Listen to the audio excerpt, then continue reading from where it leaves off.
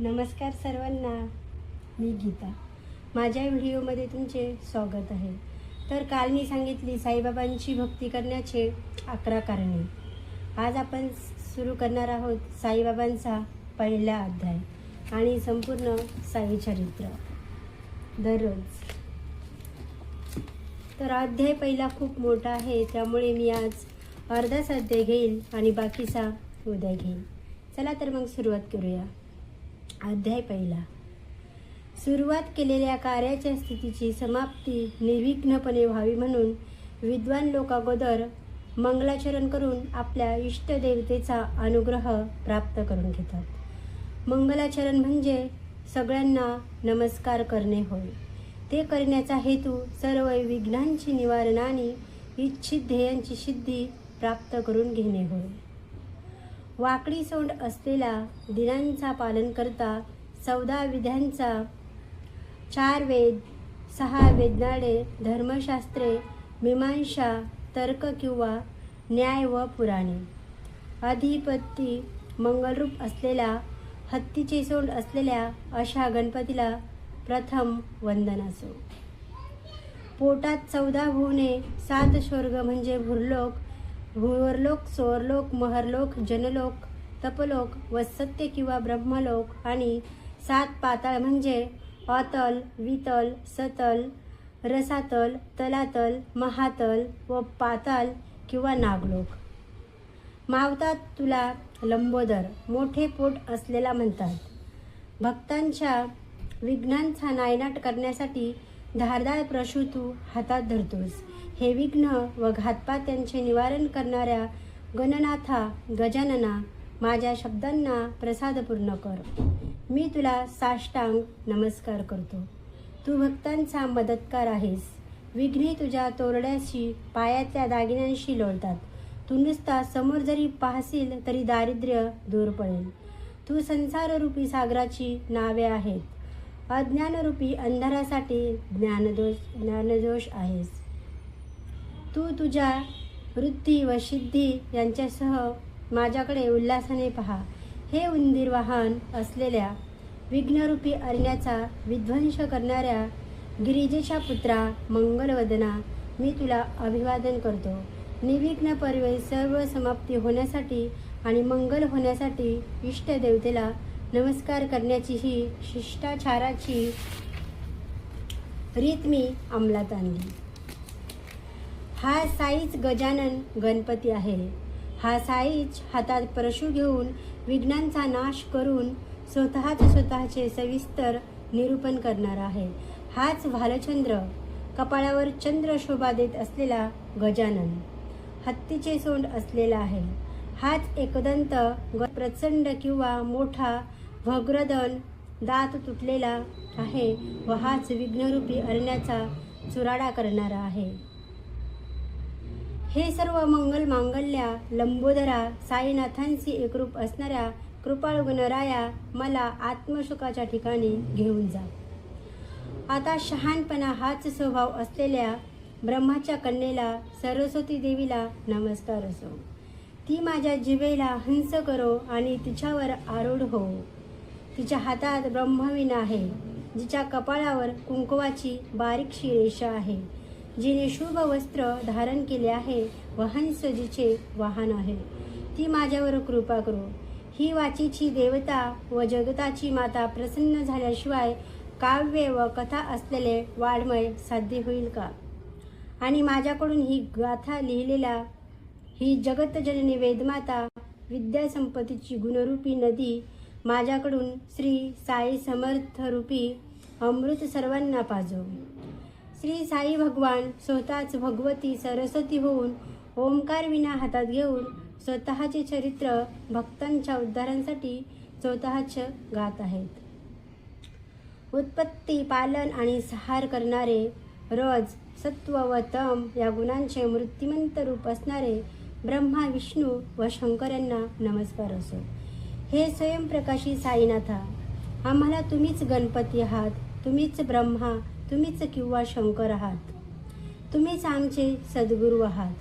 तुम्हीच संसाररूपी नदीतील नौका आहात. त्यातील आम्हा उतारू भक्तांना पलीकडचा किनारा दाखवा. तुम्हीच आमचे सद्गुरू आहात. तुम्हीच संसाररूपी नदीतील नौका आहात. त्यातील आम्हा उतारू भक्तांना पलीकडचा किनारा दाखवा. कारण काहीतरी पूर्वजन्मीचे चांगल्या कर्माचे साधन असल्याशिवाय हे पाय कसे जोडले जातील आणि हे ठिकाण आम्हाला कसे लाभेल. माझे कुलदैवत आदिनाथ नारायण, ज्याचा श्रीसागरी निवास आहे व जो सर्वांची दुःखे हरण करणारा आहे, त्याला नमस्कार असो. परशुरामाने समुद्र हटविल्यामुळे जो जमिनीचा नवा भाग निर्माण झाला व ज्याला कोकण प्रांत हे नाव प्राप्त झाले, तिथे नारायण प्रगट झाला, जो जीवांच्या अंतःकरणात बसून नियमन करून कृपादृष्टीने त्यांचे संरक्षण करतो. त्या नारायणाच्या प्रेम अधीन मी आहे. तसेच यज्ञाच्या संगतीसाठी भार्गवाने ज्या गौड देशातील महामुनीला आणले, त्या मूळ पुरुषाला माझा अत्यंत आदराने नमस्कार असो. आता गोत्राचे स्वामी, ऋग्वेद, शाकल, शाखेचे व सर्व आदिगौड जातीच्या ब्राह्मणांचे पूर्वज ऋषिराज भारद्वाजांना नमस्कार असो. नंतर पृथ्वीवरचे देव व परब्रह्माचे अवतार असे जे ब्राह्मण, त्यांना वंदन असो. मग योगेश्वरी, याज्ञवल्क्य, भृगु, पराशर व नारद वगैरे यांना नमस्कार असो.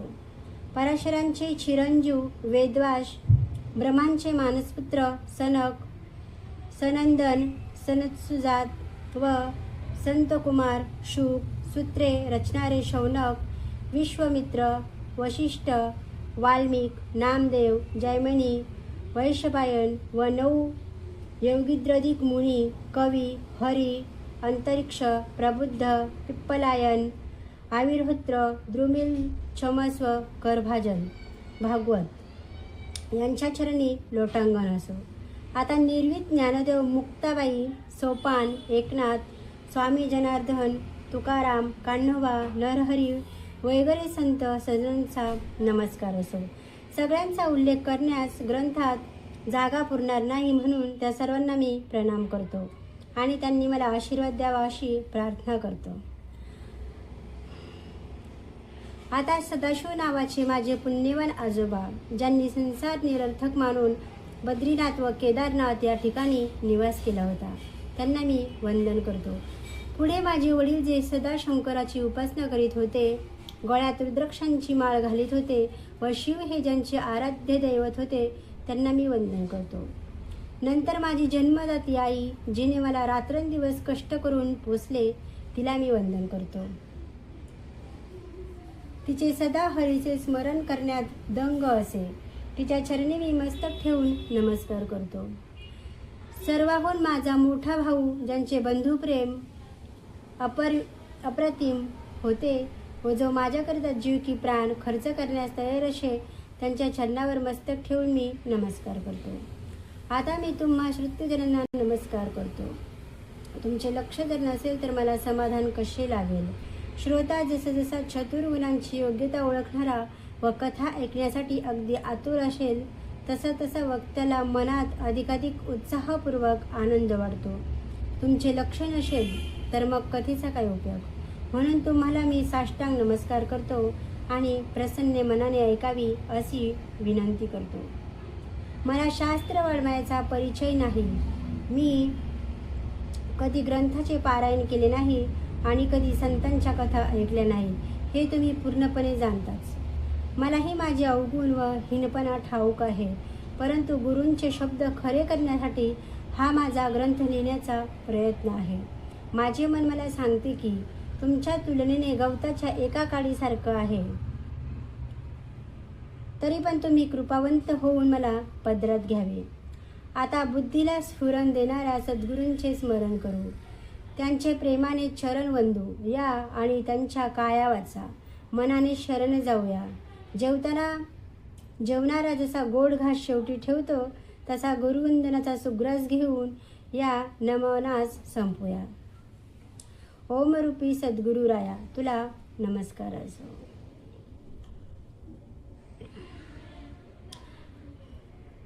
तूच क्षर व अक्षर प्राण्यांचा विसावा आहेस. दयाळी असा तू एक अवघ्या विश्वांचे एकच निवासस्थान आहेत. हिरण्यगर्भाचे ब्रह्माचे अंडे जे 7 दीपांचे जंबू, कुश, प्लक्ष, शाल्मली, क्रौंच, शाक व पुष्कर व 9 खंडांची पृथ्वी, 7 स्वर्ग व 7 पाताळ उत्पन्न करते तेच ब्रह्मांड म्हणून प्रसिद्ध आहे. या ब्रह्मांडाला जी जन्म देते तिला अव्यक्त किंवा माया म्हणतात. या मायाच्याही पलीकडच्या ठिकाणी गुरु महाराज स्वतः राहतात.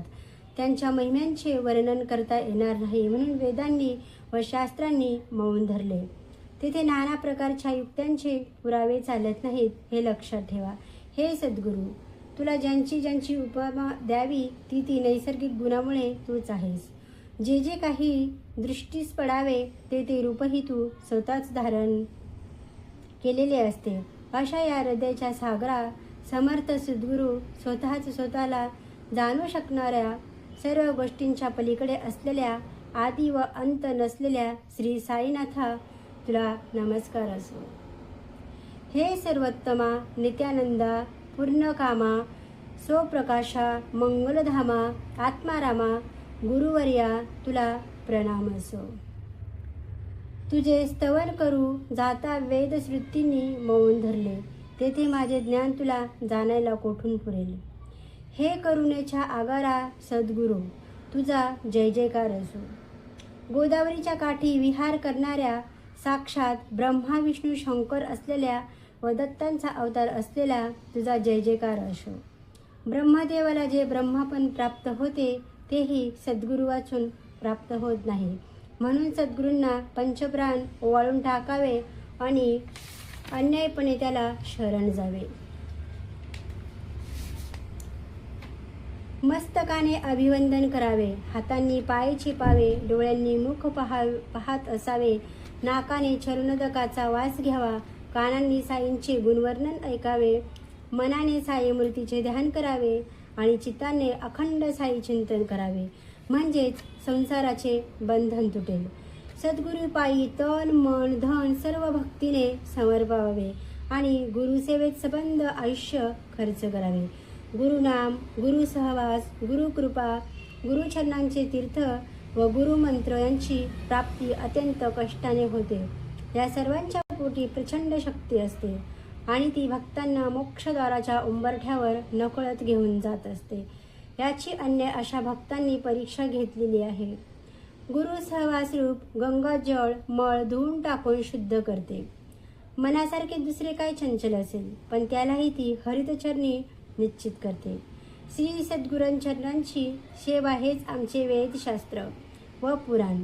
गुरुचरणी लोटांगण हेच आम्हाला योग यज्ञ तप वगैरे साधन. श्री सद्गुरूंचे पवित्र नाम हेच आमचे वेदशास्त्र आणि साई समर्थ हाच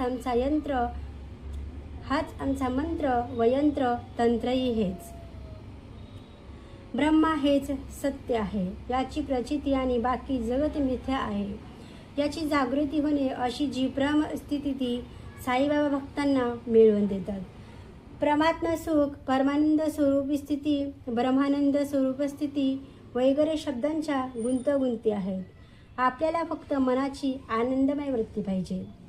ज्याला ही वृत्ती एकदा जर मनात बांधता आली आणि सदा सर्वदा अशी एकच स्थिती ठेवता आली तर त्याच्या चित्ताला सुख, शांती व समाधान लागते. परमप्राप्ती ती हीच होय. साई स्वतः आनंद वृत्तीची खाण आहे. सागरासारखा तो सदा परिपूर्ण आहे. भक्त भाग्याचा असला तर त्याला परमानंदाची तूट पडणार नाही. शिव व शक्ती, पुरुष व प्रकृती, प्राण व गती, दीप व प्रकाश या शुद्ध ब्रह्मांच्या किंवा चैतन्यांच्या विकृती पालटलेले रूप आहेत. त्या दोन्ही एकच असून लोक त्यांना दोन वेगवेगळ्या मानतात. एकाकी न रमते, एकीकडे करमत नाही. दुसऱ्याची संगती आवडू लागले परंतु पुन्हा एकच व्हावेसे वाटते. शुद्ध ब्रह्माची जेथे स्थिती तेथे पुरुषही नाही व प्रकृतीही नाही. सूर्याची जेथे वस्ती तेथे कुठला दिवस व कुठली रात्र. साईबाबांचे मूळ स्वरूप गुणांच्या पलीकडले निर्गुण आहेत, परंतु भक्तांच्या कल्याणासाठी ते उत्पन्न गुणांसह सद्गुण झाले. त्यांना मी अन्यायपणे शरण जातो. साई समर्थांना जे शरण